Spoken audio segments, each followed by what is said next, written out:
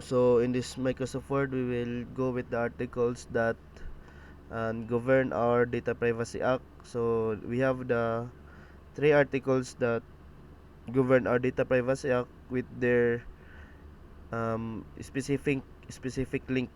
So first is the Data Privacy Act and its IRI by the National Privacy Commission or the NPC.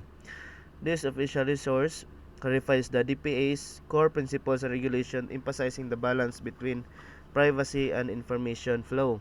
It highlights the crucial role of the NPC or National Privacy Commission in ensuring the data protection for its members.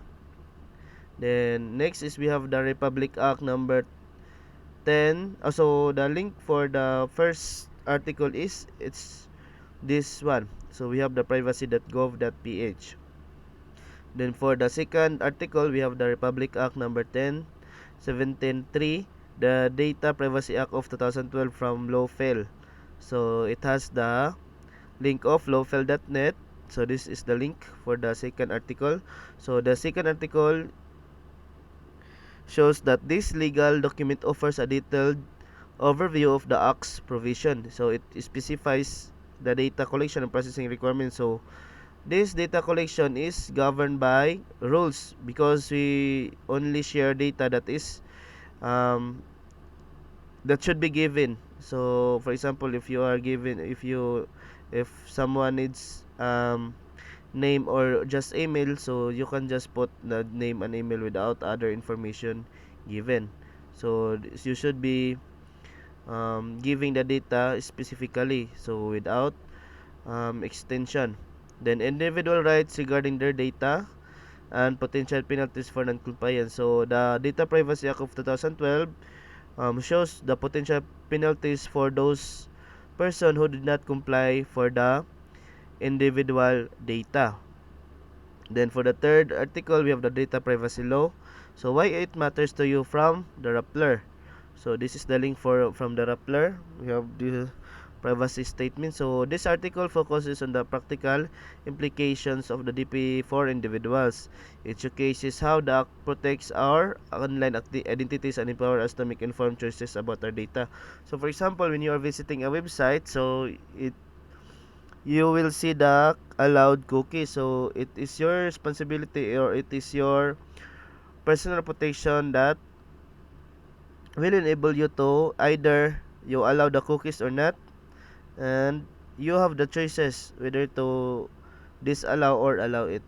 So this is the articles. We have the three articles. Then we go to the presentation.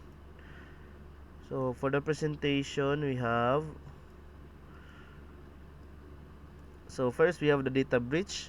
So meaning this data breach is, for example, so this image represents a scenario where the DPA protects individuals from data breaches by requiring organizations to implement robust security measures and not affected individuals promptly. So this example is requiring the organizations to implement a security measures if someone's computer or if one of the employees' computer is affected by this hacking. So what is the meaning of DPA? So we try to search the word DPA. So DPA is a Data Privacy Act. So it is um, legislated in 2012. Then we go with the second. So we have the identity theft. So in this image, we illustrates how the DPA or the Data Privacy Act safeguard against identity theft by granting individuals the right to access and rectify their personal information, enabling them to detect and address unauthorized use. So the Data Protection Act or the DPA safeguard us for identity theft. For example, they will access our personal informations like our credit card. So through the Data Protection Act or the DPA, we can now detect the unauthorized use, like for example, if for our credit card. So for example, when you visit a bank, then someone has our credit card. When they enter at least 3 times and they entered the wrong informations like password, so basically your credit card will be locked out. So this will, when your credit card is locked out, so this will enable, or this will be disable your account to get from the thief, also that they cannot get your personal money or any belongings that is in your credit card. Then next is discriminatory practices. So this discriminatory practices is in the employment. For example, if you are in a firm or in a company. So this visual highlights how the DPAs or the Data Protection Act protects against discriminatory practices by prohibiting immigrations from collecting or using personal data in a way that unfairly and disadvantage individuals. So for example, if your company is using your data to fraud, so for example, if they are discriminating your data, so the Data Protection Act is protecting you against from them. Then we will have the individual responsibility. So for individual responsibility, we as a user or as an employee, so we should use the strong passwords. So for example, in this image, emphasize the importance of using strong passwords to protect online accounts. So when using password, you should have at least 8 with numerical characters and special characters. So you can use a password manager or create memorable phrases with upper.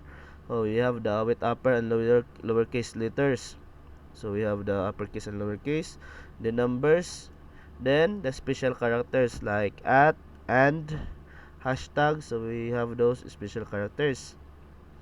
Next is we will need to be mindful for permission grants. So for example, if we are installing an app, so we should be mindful with the permission grant. So because there are apps that are getting your personal information if you just install them and do not read their permission grants. So this visual encourages individuals to be mindful of the permission they grant to apps and websites. Only authorize access to data necessary for the apps functionality and avoid granting unnecessary permissions. For example, if you are using maps, if you are installing maps, so you should not, so in the permission you should not, they should not be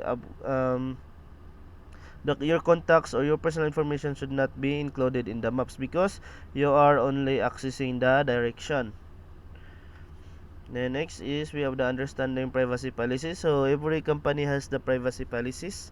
So this image highlights the importance of understanding the privacy policies before sharing personal information.